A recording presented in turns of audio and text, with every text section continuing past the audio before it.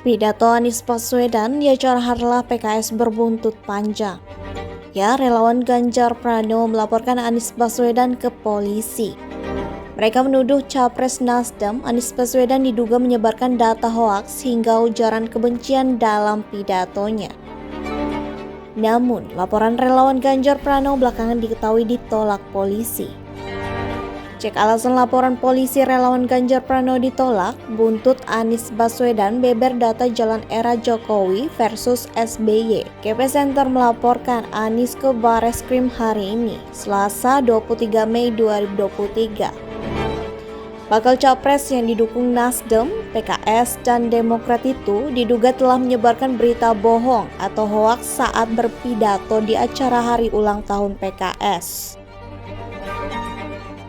Dugaan hoaks tersebut terkait dengan data perbandingan panjang pembangunan jalan nasional era Presiden Susilo Bambang Yudhoyono dengan era Presiden Jokowi.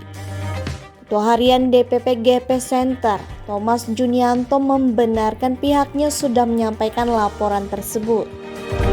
Namun pihak Bareskrim belum mau menerimanya karena bukti yang belum mencukupi. Setelah laporan ditolak, Thomas dan kawan-kawan sempat berdiskusi dengan pihak Bareskrim terkait laporan dugaan penyampaian data hoaks itu.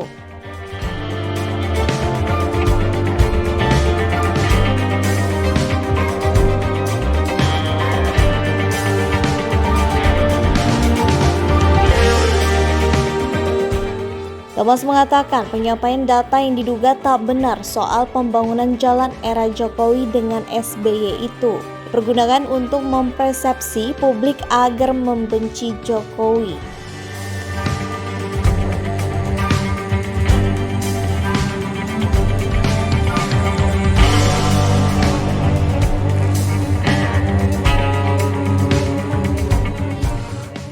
Isi pidato Anies.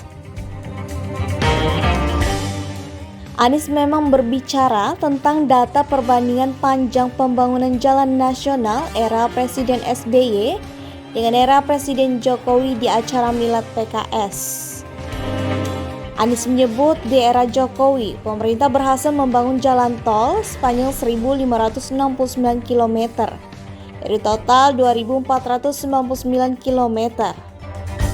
Kondisi ini pun dibandingkan dengan zaman SBY yang berhasil membangun lebih banyak jalan tak berbayar yang bisa digunakan seluruh masyarakat tanpa dipungut biaya.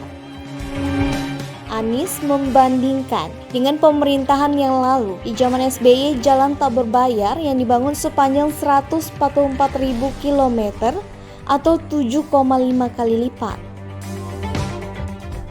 Ex-Gubernur DKI Jakarta ini pun kembali membandingkan pembangunan jalan nasional yang dibangun di era Jokowi dan SBY. Anies bilang Jokowi hanya membangun kurang lebih 500 km jalan nasional.